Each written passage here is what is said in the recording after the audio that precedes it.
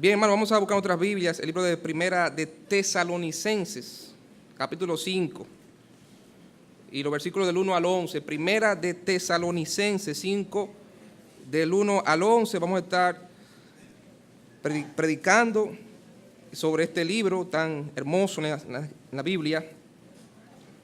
Primera de Tesalonicenses, capítulo 5, y los versículos del 1 al 11.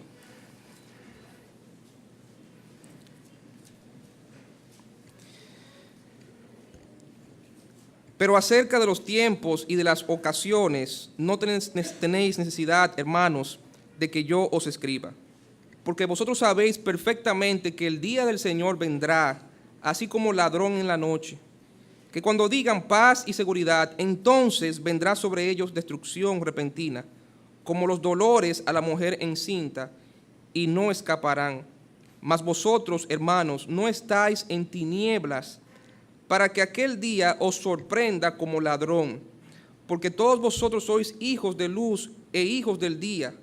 No somos de la noche ni de las tinieblas. Por tanto, no durmamos como los demás, sino velemos y seamos sobrios. Pues los que duermen de noche duermen, y los que se embriagan de noche se embriagan. Pero nosotros que somos del día, seamos sobrios, habiéndonos vestido con la coraza de fe y de amor, y con la esperanza de salvación como yelmo, porque no nos ha puesto Dios para ira, sino para alcanzar salvación por medio de nuestro Señor Jesucristo, quien murió por nosotros para que, ya sea que velemos o que durmamos, vivamos juntamente con Él, por lo cual animaos unos a otros, y edificaos unos a otros, así como lo hacéis. En esta mañana vamos a predicar en base a este libro, bajo el título o el tema, Preparados en Cristo. Preparados en Cristo. Vamos a orar. Dios bueno y Padre Celestial, gracias, Señor, por el hermoso tiempo, el buen tiempo que hemos pasado en tu casa hasta este momento. Padre, gracias por las alabanzas congregacionales, por los cánticos especiales. Y Padre Celestial, rogamos que tú bendiga este tiempo de predicación, que tu Santo Espíritu pueda hablar a través de tu palabra a cada hermano, hermana aquí presente, a cada amigo, amiga que nos visita, que todos, Señor, podamos salir de aquí edificados, y que también, Señor, si es tu voluntad, tú también nos conceda ver almas venir a Cristo. Padre, sé también con el pastor allá en Chicago, úsalo en esta mañana y en el resto del día. Te lo pedimos en el nombre de Jesús. Amén. Pueden sentarse. Gracias, hermanos.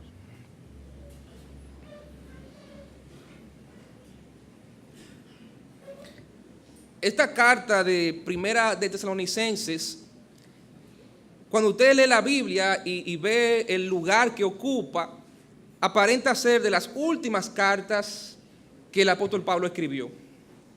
Cuando vemos el orden en que se encuentra entre las 13 epístolas de Pablo y también analizamos el contenido, pensamos que es una carta que Pablo escribió ya en lo último de su ministerio.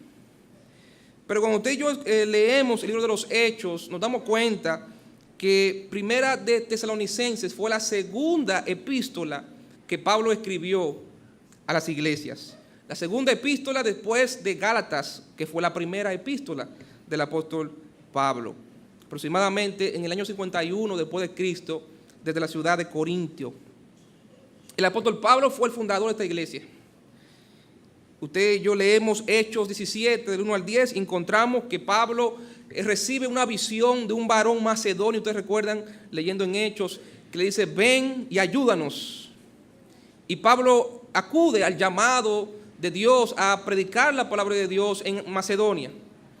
Y una de las provincias más importantes de Macedonia era Tesalónica. Pablo comienza a predicar el evangelio, dura 3 semanas, pero 3 semanas donde Dios concede la salvación a judíos, a gentiles. En 3 semanas el apóstol Pablo hizo mucho, pero no pudo hacer más porque tuvo que salir por la persecución que se levantó contra él por parte de los judíos incrédulos en la ciudad de Tesalónica. Pero esas 3 semanas que Pablo estuvo en esta ciudad fueron suficientes para Dios establecer esta iglesia, que sería una iglesia misionera, que sería una iglesia ¿verdad?, fuerte, firme de aquella época, cuyo testimonio traspasaría los linderos de Macedonia y llegaría incluso a Corinto, a oído de Pablo, todas las buenas cosas que estos creyentes, en medio de mucha persecución, estaban haciendo por la causa de Cristo. Y cuando Pablo escucha acerca del buen testimonio de estos hermanos, Pablo a través de Timoteo le envía esta carta de motivación, de ánimo, de aliento para que continúen su buena labor, su buena obra de amor para el Señor, que su fe pueda seguir creciendo y fortaleciéndose. Y Pablo le envía esta carta con mucho amor para motivarles en su fe en Jesucristo.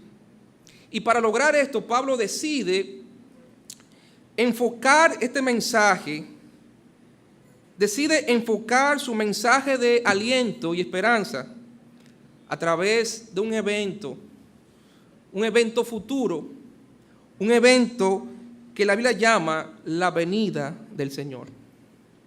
Pablo utiliza este evento, esta esperanza del creyente. Cada creyente tiene en sí la esperanza de que algún día Cristo va a volver, que Cristo va a regresar, el retorno de Cristo a esta tierra. Y Pablo utiliza esta verdad bíblica para motivar a tus hermanos en el presente a seguir creciendo y seguir sirviendo al Señor. De modo que la venida del Señor es el tema central de esta carta y también el tema central de la segunda carta a los tesalonicenses. La venida del Señor es el tema central de esta epístola. Note por favor conmigo cómo concluye Pablo cada uno de los capítulos que se encuentran en esta epístola de primera de Tesalonicenses. En el capítulo 1, versículo 10, dice: cuando venga, capítulo 1, versículo 10, dice: y esperar de los cielos a su Hijo, al cual resucitó de los muertos, a Jesús, quien nos libra de la ira venidera. Pablo dice aquí: esperar de los cielos, ¿a quién? A su Hijo Jesús. Capítulo 2, versículo 19, dice: porque ¿cuál es nuestra esperanza o gozo, corona de que me gloríe? ¿No lo sois vosotros delante de nuestro Señor Jesucristo en su venida? Capítulo 3, versículo 13 dice: para que sean afirmados vuestros corazones irreprensibles en santidad delante de Dios nuestro Padre. ¿Cuándo? En la venida de nuestro Señor Jesucristo con todos sus santos. Capítulo 4, versículo 17: luego nosotros, los que vivimos, los que hayamos quedado, seremos arrebatados juntamente con ellos en las nubes para recibir ¿a quién? Al Señor en el aire, y así estaremos siempre con el Señor. Pero note en el capítulo 5, al principio del capítulo 5, no al final, sino al principio, versículo 2, dice: porque vosotros sabéis perfectamente que el día ¿de quién? El día del Señor vendrá así como ladrón en la noche. No cabe duda que la venida de Cristo es el tema central de esta epístola. Pablo, buscando la manera más fuerte, el argumento más poderoso para motivar a estos creyentes en el presente a seguir creciendo en su fe en Cristo, a seguir consagrando su vida al Señor, a seguir trabajando por la obra de Dios. El argumento más fuerte que Pablo pudo encontrar para motivar a estos hermanos fue ponerlos a pensar a ellos en el glorioso momento cuando Cristo venga. La venida del Señor. Y hay tres cosas que el apóstol Pablo nos quiere enseñar, ¿verdad? Que Dios nos enseña a través del apóstol Pablo en esta epístola acerca de la venida del Señor Jesucristo. En primer lugar, hermanos, todo creyente verdadero debe estar esperando ¿qué? La venida del Señor. Todo cristiano verdadero, toda aquella persona que ha nacido de nuevo, debe estar esperando la venida de Cristo. En primera de Tesalonicenses, en el capítulo 1, encontramos el ejemplo de estos creyentes. En el capítulo 1 y en el versículo 4 dice: porque conocemos, hermanos amados de Dios, vuestra ¿qué? Elección. Creemos en la elección, amén. Creemos que somos escogidos de Dios. El creyente ha sido elegido soberanamente por el Señor. Hemos sido escogidos para Dios. Versículo 5, pues nuestro evangelio no llegó a vosotros en palabras solamente, sino también en ¿qué? En poder, en Espíritu Santo y en plena certidumbre, como bien sabéis cuáles fuimos entre vosotros por amor de vosotros. Esta gente no era cristianos, entre comillas, de palabra, eran gente que se habían convertido a Cristo por el poder de Dios, por la obra del Espíritu Santo, y había una plena convicción en ellos de que ahora le pertenecían a Cristo. Versículo 6 dice, y vosotros viniste a ser imitadores de nosotros y del Señor, recibiendo la palabra en medio de gran tribulación con gozo del Espíritu Santo, de tal manera que habéis sido ejemplo a todos los de Macedonia y de Acaya que han creído, porque partiendo de vosotros ha sido divulgada la palabra del Señor, no solo en Macedonia y Acaya, sino que también en todo lugar vuestra fe en Dios se ha extendido, de modo que nosotros no tenemos necesidad de hablar nada. Hermanos, no hay necesidad de predicar sobre esperar la venida de Cristo. Porque todos los que hemos creído en Jesucristo de corazón, tenemos en nosotros el Espíritu Santo. Y el Espíritu Santo nos dice qué esperar y qué no esperar. El Espíritu Santo nos enseña la voluntad de Dios, nos enseña el plan de Dios. Pone en nosotros ese anhelo, ese deseo de esperar la venida de Cristo. Versículo 9. Porque ellos mismos cuentan de nosotros la manera en que nos recibisteis. Y aquí está la parte clave. Y cómo os que... Versículo 9, os convertisteis de los ídolos a Dios para servir al Dios vivo y verdadero. Bueno, primera de Juan habla acerca de ídolos. Ahora, usted recuerda que en el Antiguo Testamento los paganos adoraban ídolos. Eran estatuas, eran, ¿verdad?, eran animales, eran entidades, ¿verdad?, en forma de estatuas, de imágenes que los paganos adoraban como dioses, ídolos. Y Dios siempre, ¿verdad?, en los 10 mandamientos el Señor estableció claramente de no adorar imágenes ni ídolos, porque hay un solo Dios verdadero. Pero cuando el apóstol Juan habla en 1 de Juan, al final él dice, guardaos ¿de qué? De los ídolos. 1 de Juan capítulo 5. El último versículo de 1 de Juan es, guardaos ¿de qué? De los ídolos. Ahora, Juan no se está refiriendo a ídolos, estatuas e imágenes. Eso es algo obvio. Eso obviamente el creyente verdadero ha superado eso. Si usted es cristiano, usted no puede tener en su casa imágenes ni estatuas de ningún santo, ni ningún otro Dios fuera nuestro Dios. Pero él estaba refiriéndose a los ídolos espirituales. Porque él mismo dice en el capítulo 2, no améis ¿qué? Al mundo. 1 Juan capítulo 2, versículo 15, no améis al mundo y no améis las cosas que están en el mundo. Las cosas que están en el mundo son los ídolos de este tiempo. Las estatuas, las imágenes de antaño ahora están no en forma de estatuas e imágenes, sino en forma de cosas. Las cosas de este mundo son los ídolos de la gente de este mundo. Obviamente ídolos que sirven al Dios de este siglo, que es Satanás. Y cuando Juan dice a los creyentes, no améis al mundo y no améis los ídolos de este mundo, se está refiriendo a todas las cosas que este mundo ofrece. ¿Y qué ofrece este mundo? Los deseos de la carne, los deseos de los ojos y la vanagloria de la vida, que no proviene de Dios, sino de ¿quién? Del mundo. Que no proviene de Dios, sino proviene del mundo. Y ahora Pablo está diciendo a otros hermanos, ustedes le dieron la espalda a todas estas cosas que para ustedes eran tan importantes, más que Dios. Ustedes le dieron la espalda a estas cosas para servir y vivir, ¿para quién? Para el Dios vivo, para el Dios verdadero. No había duda, hermano, que esta gente era creyente verdadera, que esta gente se había convertido de corazón al Señor y había dado la espalda al mundo y a las cosas de este mundo por amor al Señor. Y hermanos, hay creyentes que todavía retienen, que todavía no le han dado a Cristo, el Señor, el lugar primario en su vida. Son como la esposa de Lot. Dios los sacó por su misericordia, Dios los escogió, Dios los eligió de entre esa multitud de Sodoma y Gomorra. Dios eligió a 4 personas para salvación. Pudo haber elegido a otros, pero Dios los llamó a ellos y le dio la oportunidad en su misericordia de salvarse de la ira de Dios. Y esta gente Dios los sacó de Sodoma y Gomorra, pero ¿qué hizo la mujer de Lot? Cuando su esposo no estaba pendiente, miró atrás. ¿Miró hacia dónde? Hacia el lugar donde Dios lo había sacado.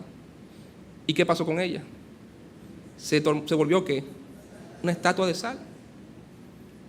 Sus hijas, su esposo pudieron avanzar y seguir en la salvación que Dios le había dado, pero ella no pudo progresar, no pudo madurar, no pudo avanzar en la salvación que Dios le había dado y se quedó frisada y no creció porque se mantuvo siempre mirando que los ídolos. Y hermano, esta gente se había convertido de los ídolos de este mundo para seguir y vivir y servir al Dios vivo. Y esta gente, por lo tanto, no solamente se habían convertido a Dios, sino que el versículo 10, ¿qué había puesto el Espíritu Santo en su corazón? Que lo que le espera a uno, si ya uno ha renunciado a este mundo, ¿qué nos espera a nosotros? El mundo venidero. El mundo venidero, si ya renunciamos a este mundo, a este presente siglo malo, con sus ídolos, y nos hemos convertido de los ídolos a servir a Dios vivo, lo único que nos espera entonces es el mundo venidero, la vida eterna, dice, y esperar de los cielos a su Hijo, al cual resucitó de los muertos, a Jesús, quien nos libra de la ira venidera. Si verdaderamente le hemos dado la espalda al mundo y a los ídolos del mundo, tenemos que amar y esperar la venida de nuestro Señor y Salvador Jesucristo. Esa es la actitud de un verdadero creyente en Jesucristo, de aquel creyente que ha entendido que debe vivir a la luz de esa realidad, a la luz de la venida gloriosa del Señor Jesucristo. La doctrina de la venida de Cristo hoy día es una de las doctrinas menos predicadas, menos enseñadas y menos enfatizadas. Esta doctrina se estudia dentro de la escatología o las doctrinas de las últimas cosas. Y es una doctrina que se presenta a través de toda la Biblia. Habla acerca de la venida de Jesucristo. De manera especial, usted lee el Nuevo Testamento, usted lee los Evangelios y Mateo capítulo 24, por favor, versículo 3. El mismo Señor Jesucristo fue el primero, ¿verdad?, en hablar acerca de su venida. Mateo capítulo 24, versículo 3, en su segunda venida. Mateo 24, 3. Y estando él sentado en el monte de los olivos, los discípulos se le acercaron aparte diciendo: dinos, ¿cuándo serán estas cosas? ¿Y qué señal habrá de qué?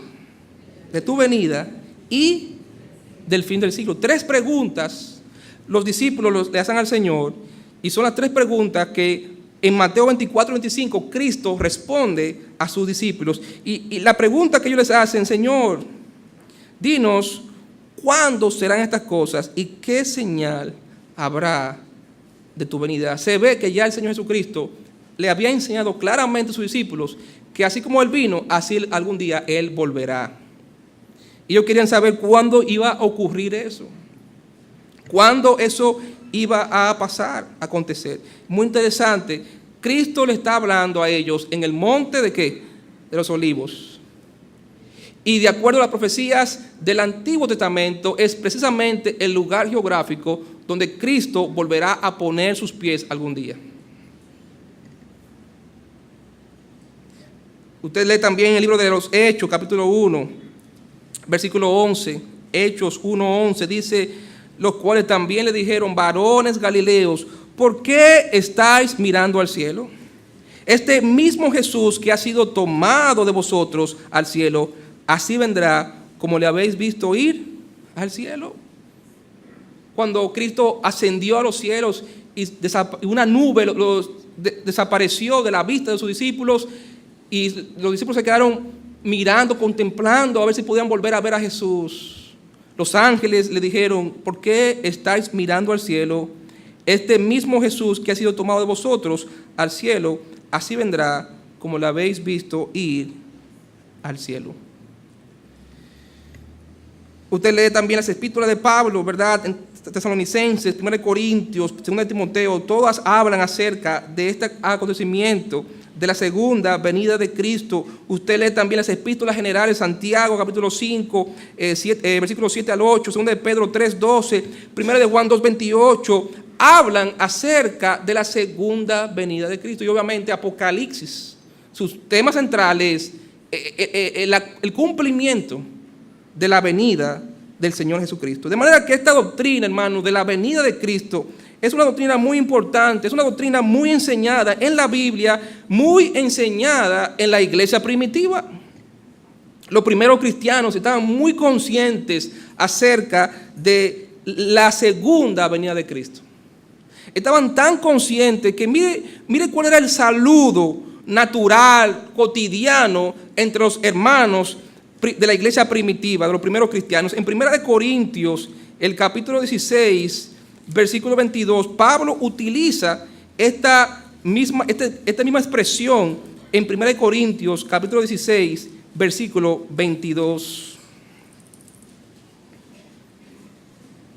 Versículo 21, Pablo dice: yo, Pablo, os escribo esta salutación de mi propia mano. Versículo 22, el que no amare al Señor Jesucristo, sea que anatema. Y después, ¿qué dice? Maranata, Cristo viene, el Señor viene. Y esa fue la expresión, el saludo natural de los hermanos en Cristo en aquella época. Maranata, Dios te bendiga, Cristo viene. Cristo viene. Ellos estaban continuamente esperando la segunda venida de Cristo. Y continuamente se recordaban mutuamente: Maranata, Cristo viene, Cristo viene. Tenemos que estar esperando, hermanos, la segunda venida de nuestro Señor Jesucristo. Pero también tenemos que estar anhelando que eso suceda y suceda ya. En 1 de Tesalonicenses, capítulo 4, versículo 13. 1 de Tesalonicenses, capítulo 4, versículo 13. Dice: tampoco queremos, hermanos, que ignoréis acerca de los que duermen, para que no os entristezcáis como los otros que no tienen esperanza. Porque si creemos que Jesús murió y resucitó, así también traerá Dios con Jesús a los que durmieron en él. Por lo cual os decimos esto en palabra del Señor, que nosotros que vivimos, que habremos quedado hasta la venida del Señor, no precederemos a los que durmieron. Porque el Señor mismo, con voz de mando, con voz de arcángel y con trompeta de Dios, descenderá del cielo, y los muertos en Cristo resucitarán primero. Luego nosotros los que vivimos, los que hayamos quedado, seremos ¿qué? Arrebatados juntamente con ellos en las nubes para recibir al Señor en el aire, y así estaremos siempre con el Señor. Amén. Siempre estaremos algún día con Cristo. Hermano, no solamente tenemos que estar esperando que eso suceda, tenemos que estar anhelando que eso suceda. Tenemos que estar anhelando que Cristo venga, y que venga allá, y que venga ahora. Esta doctrina, ¿verdad? Ya dijimos, era una doctrina muy importante, muy cotidiana entre la iglesia primitiva. Pero recientemente, usted recordará, si usted tiene tiempo ya en la fe, que en las décadas del 70 y del 80 había muchas películas acerca de la segunda venida de Cristo, ¿sí o no? Había muchas películas, muchos cristianas, muchos libros cristianos que se escribían acerca del retorno de Cristo, acerca de la escatología, de los eventos del fin, acerca de la venida de Cristo. Yo recuerdo que yo me convertí al Señor, ¿verdad? O confirmé mi conversión al Señor cuando tenía 11 años, ¿verdad? Yo recuerdo claramente que me convertí a los 5, pero a los 11, con el hermano Ambioris Rodríguez, tomé esa decisión para confirmación, porque vi una película acerca de eso, de dejados atrás. Y esa película me impactó y yo era pequeño, no recordaba bien las palabras que yo dije. Y eso me llevó a mí a dudar un poco y yo quise en ese momento confirmar. Y dije, no, yo no quiero que ese Cristo venga, que haya ninguna duda que yo soy un hijo de Dios, que soy salvo. Y esa película me llevó, recuerdo en un culto de jóvenes, me llevó a confirmar de que yo le pertenecía a Cristo. Porque, hermano, esa realidad debe afectar nuestro presente. Y eso es claramente lo que Pablo quiere enseñarnos, que esa realidad debe afectar positivamente nuestra vida, debe llevarnos a consagrarnos más a Dios. Pero hoy día se ha perdido no solamente la enseñanza de esta doctrina, sino también el anhelo por esta realidad. Mira lo que dice 2 de Pedro capítulo 3, versículo 1 al 4, hablando acerca de esta realidad.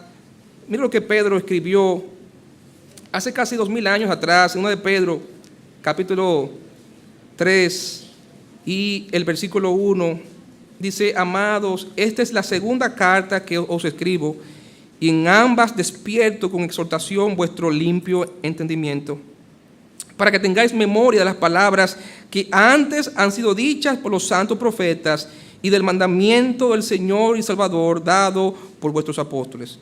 Sabiendo primero esto, que en los postreros días vendrán burladores, andando según sus propias concupiscencias y diciendo: ¿dónde está la promesa de su advenimiento? La palabra advenimiento significa venida. Adventista, que espera la venida de Cristo. Advenimiento dice, ¿dónde está la promesa de su advenimiento? Porque desde el día en que los padres durmieron, todas las cosas permanecen así, como desde el principio de la creación. Dice que en los postreros días, Pablo profetizó hace 2000 años atrás, que en los postreros días vendrán, que en el mundo, burladores. Y usted y yo, hermano, estamos viviendo ¿dónde? En los postreros días. Y por ahí en la calle van a haber muchos burladores, en la televisión, por los programas de televisión, películas que satirizan esta realidad, esta verdad bíblica. Usted va a encontrar personas aún en las iglesias burlándose de eso. Bueno, yo no quiero que Cristo venga, yo no me he casado todavía, que no venga, que el Señor se aguante, Señor, aguante por lo menos 5 o 10 años más para venir. Gente que se burla, gente que lo toma a la ligera aún dentro de las iglesias. Gente que ya no anhela que Cristo venga, no le interesa, no le importa que Cristo venga, no piensan en eso, no lo desean. Dice Pedro que van a aparecer en el mundo burladores, que van a cuestionar al Señor: Señor, pero Cristo viene y Cristo no viene. Y se van a burlar y van a tomar esa verdad a la ligera. Pero mira lo que dice Pedro a los creyentes. En versículo 8 dice: a los hermanos, a los creyentes, los que tenemos discernimiento espiritual, nos dice más: oh amados, no ignoréis esto, que para el Señor, usted sabe, un día es como 1000 años y 1000 años como un día. Y el Espíritu Santo nos ilumina y nos da la mente de Dios, nos da el corazón de Dios para entender lo que Dios está haciendo en el mundo. Dice el versículo 9: el Señor no retarda su promesa, según algunos la tienen por tardanza, sino que es paciente para con nosotros, no queriendo que ninguno perezca, sino que todos procedan ¿a qué? ¿Él es paciente con quién? Con nosotros. Todavía falta mucha gente más para convertirse al Señor, amén. No estamos completos. La iglesia de Cristo no está todavía completa. Él es paciente con nosotros. Todavía falta más gente para que procedan al arrepentimiento y puedan recibir la salvación de Cristo. El Señor es paciente con nosotros, pero también es paciente con el pecador. Porque en el capítulo 2 de Romanos dice que Pablo que el pecador ignora que Dios cada día lo guía ¿qué? En su benignidad Dios guía a la humanidad al arrepentimiento. Pero usted y yo que tenemos a Cristo no podemos ignorar estas cosas. Y Pedro reafirma en el verso 10, pero el día del Señor ¿qué? Segunda de Pedro 3:10 dice: pero el día del Señor vendrá. no lo dudes, porque vendrá. Y usa la misma expresión o ilustración que Pablo hace en 1 Tesalonicenses. Dice, vendrá ¿cómo? ¿Cómo será la venida de Cristo? Inesperada. Inesperada. Como ladrón en la noche. Los ladrones, el truco está en hacer algo que nadie lo está esperando. Y el Señor Jesucristo dice que Él va a venir como un ladrón en la noche, cuando nadie lo esté esperando, cuando el mundo, como pasó con el diluvio. Eso es lo que dice Pedro aquí, en el capítulo 3, versículo 6, versículo 5, Pedro dice que estas personas del mundo que se burlan, ignoran que por la palabra de Dios fueron hechos los cielos y la tierra. Y versículo 6, por el cual el mundo entonces pereció anegado en agua. El mismo Dios que creó este mundo y que en la época de Noé, cuando la gente menos lo estaba esperando, vino el diluvio. Es el mismo Señor que algún día, cuando la gente lo esté menos esperando, vendrá y traerá su juicio sobre esta tierra. Es el mismo Señor, Él no cambia.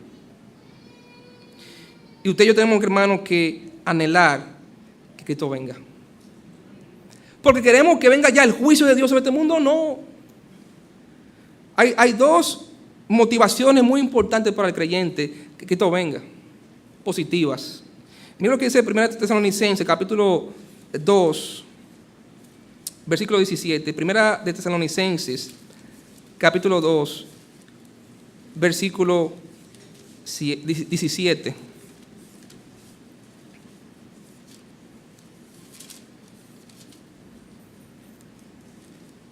Dice, pero nosotros, hermanos, separados de vosotros por un poco de tiempo, de vista, pero no de corazón, tanto más procuramos con mucho deseo ver vuestro rostro. Por lo cual quisimos ir a vosotros, yo, Pablo, ciertamente una y otra vez, pero Satanás nos estorbó. Y note ahora el verso 19. Porque ¿cuál es nuestra esperanza, o gozo, o corona de que me gloríe? ¿No lo sois vosotros delante de nuestro Señor Jesucristo? ¿Cuándo? En su venida. Vosotros sois nuestra gloria, nuestro gozo. Hermano, ¿por qué batallamos para servir a Cristo en esta tierra? ¿Cuál es nuestra motivación para sufrir por la causa de Cristo? Agravio. ¿Cuál es nuestra motivación para esforzarnos cada día por cumplir la misión que el Señor nos encomendó como iglesia? ¿Cuál es la motivación para cada día decirle no a la carne, no al mundo, y decir al Señor, cada día obedecer al Señor, cada día servir al Señor, esforzarnos cada día por hacer lo mejor para Cristo? Porque algún día, hermano, nos reuniremos con Él en el cielo.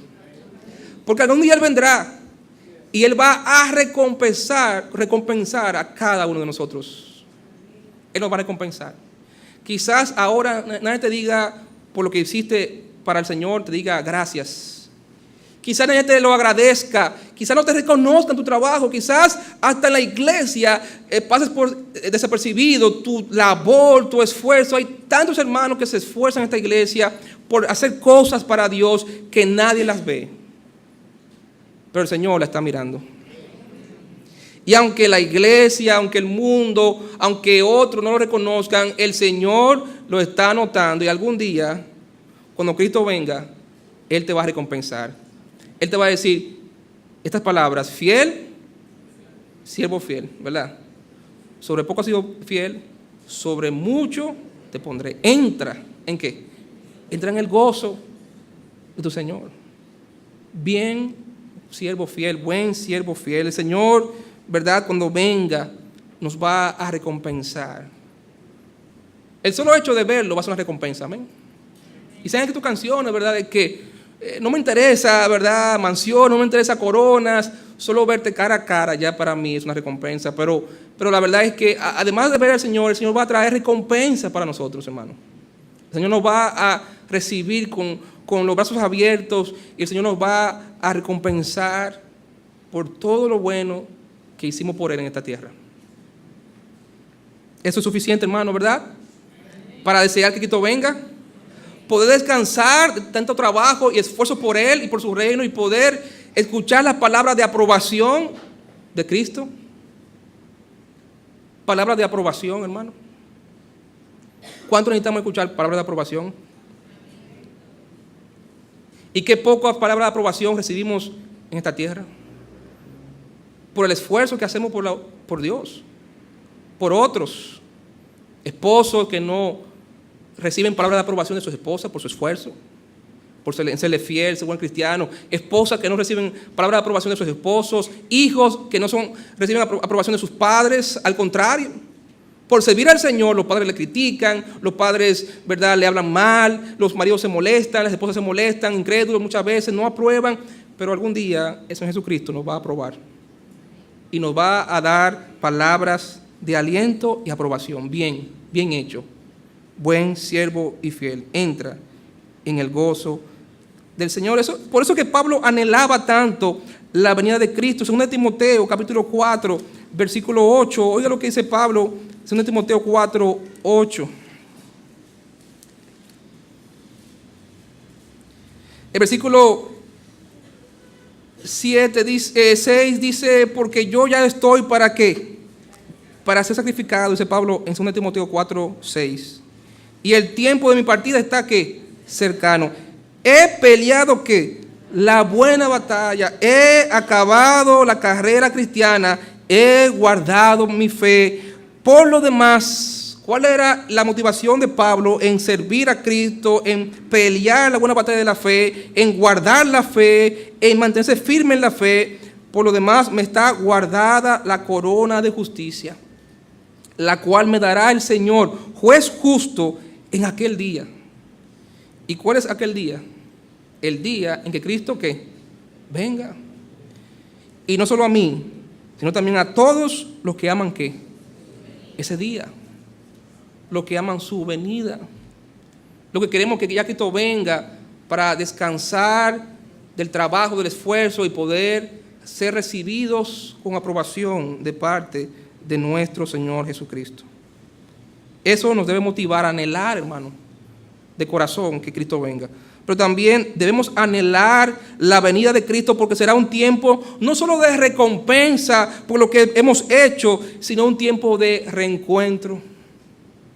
Mira lo que dice 1 Tesalonicenses capítulo 4. 1 Tesalonicenses capítulo 4.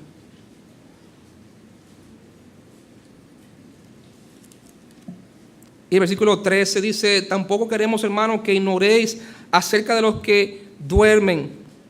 ¿Quiénes son los que duermen, hermano? Los que duermen en Cristo. No son los que se quedaron durmiendo en su casa esta mañana y no vinieron a la iglesia. Son los que ya han muerto en Cristo. Y Pablo utiliza una palabra poética para hablar de una situación difícil, la pérdida o la partida de un ser querido en Cristo, de un hermano en Cristo o un familiar en Cristo, ¿verdad? Esa pérdida es algo difícil, dolorosa, pero Pablo usa la palabra dormir para suavizar la pérdida de ese ser querido. Y él dice, no quiero que ignoréis, hermano, acerca de los que ya murieron en Cristo, que ya duermen, que ya han pasado a la presencia del Señor. ¿Para qué? Para que no os que entristezcáis como los otros que no tienen esta esperanza que tú y yo tenemos. ¿Y cuál es la esperanza que tiene el creyente? Que si creemos que Jesús murió y resucitó, así también traerá Dios con Jesús a los que durmieron en él. Y dice en el versículo 17, luego nosotros los que vivimos, los que hayamos quedado, seremos que arrebatados juntamente con ¿quién? Con ellos, con aquellos que durmieron y que ya han sido y que fueron en la segunda venida de Cristo resucitados por el Señor. Dice que seremos arrebatados los que estemos vivos en ese momento y seremos arrebatados juntamente con ellos en las nubes para juntos como iglesia universal recibir al Señor en el aire, y así estaremos juntos siempre con el Señor. Hermano, la venida de Cristo va a ser un momento de reencuentro con muchos seres queridos, hermanos en la fe que ya han partido con el Señor.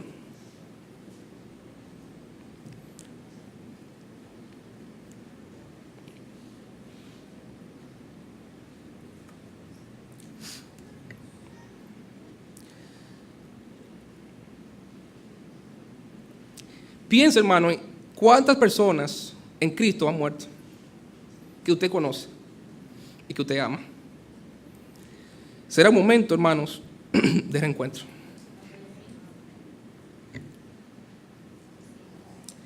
Debemos anhelar, hermanos, la venida de Cristo.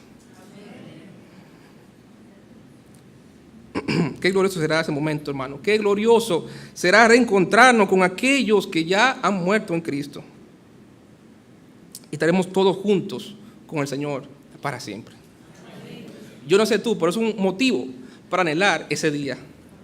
Que Cristo venga y podamos reencontrarnos todos con el Señor. Tercer lugar, hermano, tercer y último lugar. Tenemos no solamente que esperar la venida de Cristo, anhelar la venida de Cristo, tenemos que prepararnos para ese día. Y ese es el objetivo de esta carta, preparar a la iglesia para la venida de nuestro Señor Jesucristo. Primera de Tesalonicenses, capítulo 5 y versículo 1. Primera de Tesalonicenses 5:1 dice: pero acerca de los tiempos y de las ocasiones no tenéis necesidad, hermano, de que yo os escriba. Porque vosotros sabéis perfectamente que el día del Señor vendrá así como ladrón en la noche. Cuando digan paz y seguridad, entonces vendrá sobre ellos destrucción repentina, como los dolores a la mujer encinta, y no escaparán. Mas vosotros, hermanos, ¿no estáis en qué? Versículo 4. En tinieblas, para que aquel día os sorprenda como ladrón. Porque todos vosotros sois hijos de luz e hijos del día. No somos de la noche ni de las tinieblas. Por tanto, no durmamos como los demás. ¿Quiénes son los demás? Los que no andan en la voluntad de Dios. Dormir en el mundo es diferente a dormir en el Señor. Dormir en el Señor es haber servido a Cristo y haber partido con Él al cielo. Dormir en el mundo es estar fuera de la voluntad de Dios. Y hay muchos creyentes que todavía no están durmiendo en el Señor, pero están durmiendo en el mundo. Porque dice la Biblia que Cristo vendrá como ladrón en la noche, no para la iglesia, sino para el mundo. Porque el mundo no lo está esperando, pero la iglesia sí. O al menos Cristo asume que la iglesia sí lo está esperando. Y que no va a ser sorprendida cuando el Señor venga por su iglesia. ¿De qué manera, hermanos, podemos prepararnos para la segunda venida de Cristo? ¿De qué manera ese día, cuando venga, no nos va a sorprender? No sé si usted tiene algún tipo de trasfondo pentecostal, pero los hermanos pentecostales hacen mucho énfasis en la venida de Cristo, ¿sí o no? Un énfasis, obviamente, que se extralimita a lo bíblico. Pero es un énfasis correcto, hermano, porque tenemos que prepararnos, hermano. Si Cristo viene y te encuentra a ti haciendo eso, mira, claro, creemos de que hay seguridad de salvación. Amén. Pero la realidad es que cuando Cristo nos encuentra, ¿en qué nos va a encontrar Cristo haciendo cuando Él venga? ¿Estaremos durmiendo?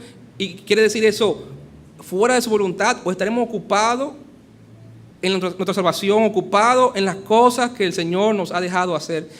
¿Y cuáles son las cosas que el Señor nos ha dejado hacer, que nos ocupemos mientras ese día viene? Usted pensará, bueno, hay que evangelizar, sí, claro, hay que evangelizar. Bueno, hay que estar sirviendo en la obra, sí, claro, en la obra de Dios. Sí, hay que hacer misiones, todo eso es importante y todo eso lo habla Pablo aquí. Pero mira cómo él comienza en el capítulo 4 y en el versículo 1. Él dice: por lo demás, hermanos, os rogamos y exhortamos en el Señor que de la manera que aprendiste de nosotros, como os conviene conduciros y agradar a Dios, así abundéis más y más. Porque ya sabéis qué instrucciones os dimos por el Señor Jesús. Hermanos, ¿dónde están las instrucciones de Dios para nosotros hoy día? ¿Dónde están las instrucciones de Dios? En la palabra de Dios. Dice el versículo 3, pues la voluntad de Dios. Hermano, ¿cuál es la voluntad de Dios para tu vida? Pastor, yo no sé si Dios quiere que yo sea pastor, si Dios quiere que sea misionero. Yo no sé la voluntad de Dios para mi vida. Bueno, eso es una voluntad muy específica, pero ¿cuál es la voluntad general? Está en la Biblia. Y usted cada domingo en la mañana y en la noche, cada miércoles, usted es instruido en qué? En la voluntad de Dios para su vida hoy. Dice, pues la voluntad de Dios es vuestra ¿qué? Santificación. ¿Y qué significa santificación en el idioma español? Que os apartéis ¿en qué? De fornicación. De manera práctica, la meta del Señor, la voluntad de Dios para nosotros ahora, presente, es santificarnos. Amén. Y santificarse es alejarse más del pecado y del mundo. Amén. Pero acercarse más ¿a quién? El pecado significa en hebreo y en griego fallar a la meta. Fallar al ideal. Cuando usted y yo pecamos, hermanos, estamos fallando a la meta. Y la meta es nuestra ¿qué? Santificación. Cuando una persona fornica, dice aquí, está fuera de la voluntad de Dios, está fuera del ideal de Dios. Y Pablo dice, apartaos de fornicación. Y dice que cada uno de vosotros sepa tener ¿qué? Su propia esposa en santidad y honor. Hermano, ¿dónde empieza Pablo a enfocar al creyente en el presente en cuanto a la voluntad de Dios? Primero, en su vida de santidad, amén. Y después, en segundo lugar, en su casa. En su casa. En su vida matrimonial. Y luego habla de los hijos en Efesios, que es el pasaje paralelo, capítulo 5. Habla de que no podemos, ¿verdad? Andar, ¿verdad? Tenemos que, como necios, sino como sabios, que redimiendo el tiempo. Y después habla acerca de la relación esposo y esposa, en la relación con los hijos correcta que ustedes tenemos que tener, nuestra relación con otros empleadores o empleados en el trabajo. Hermanos, vivir para Dios, la voluntad de Dios es muy sencilla, muy práctica. Cumple la voluntad de Dios donde quiera que estés. Haz lo que Dios quiere que tú hagas. Logra el ideal como esposo que debe ser. Logra el ideal como esposa. Logra el ideal como padre, como hijo, como empleado, como empleador, como ciudadano. Hermano, no te vayas tan lejos. Bueno, es que misionero, sí, eso es importante, pero todo empieza en tu casa. Todo empieza en tu vida personal. Tenemos que preparar nuestra vida, nuestra casa. Cuando una persona va a morir y lo sabe, ¿qué hace normalmente? ¿Qué hace? Ordena su casa. Tráeme el testamento, tráeme las cosas, ven, mira, toma esto y comienza a repartir cosas, poner su casa en orden. Eso es bíblico, eso está en la Biblia. Ezequías, Dios le dijo, tú vas a morir. Y él iba a poner su vida en orden, pero oró al Señor y el Señor le sanó. Pero le dijo, tú vas a morir, pon tu casa en orden, tú vas a morir, dijo el Señor. Y hermano, cuando vemos que vamos a morir, uno pone su vida en orden. Hermano, si tú sabes que Cristo viene y puede venir en cualquier momento, tenemos cosas que hacer. Tenemos que poner nuestra vida espiritual en orden. Hermano, hay muchos hermanos que andan viviendo una vida cristiana desordenadamente, ¿sí o no? Mira lo que dice en el segundo libro de Tesalonicenses, capítulo 3.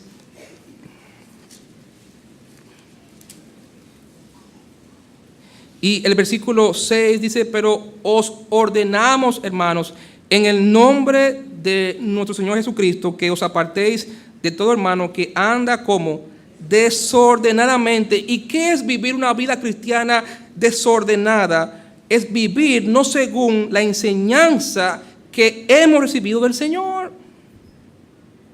Y hay muchos creyentes que tienen una vida cristiana desordenada en su vida moral, de santidad, en su fidelidad al Señor, en sus diezmos y ofrendas, en asistir a la iglesia, en servir a Cristo en ministerios, ¿verdad? En ser un buen padre, en ser un buen esposo, en sus finanzas.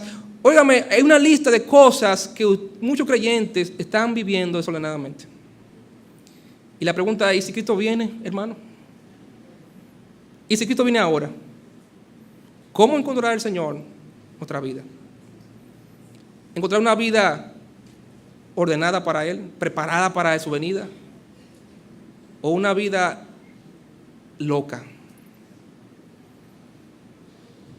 Muchos creyentes sufriendo consecuencias de vivir una vida cristiana a su manera y no según la enseñanza y la instrucción que hemos recibido en la palabra de Dios.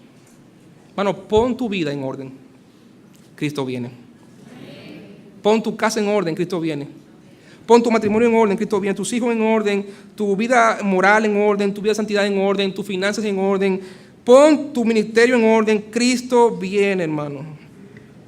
Y tenemos que estar preparados para su venida. Quiero concluir, hermano, con Apocalipsis, capítulo 22, versículo 20.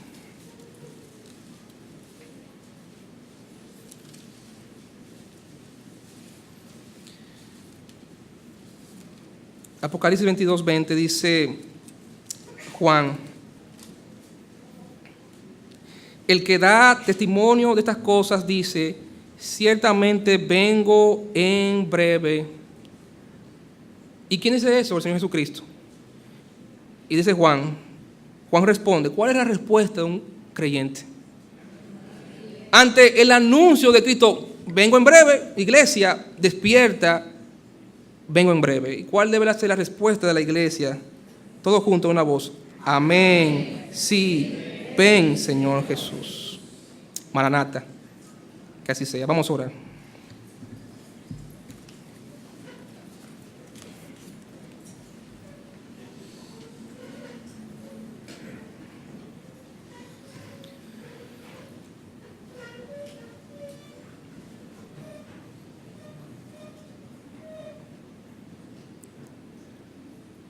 Todos cerrados, nadie mirando, cabeza inclinada.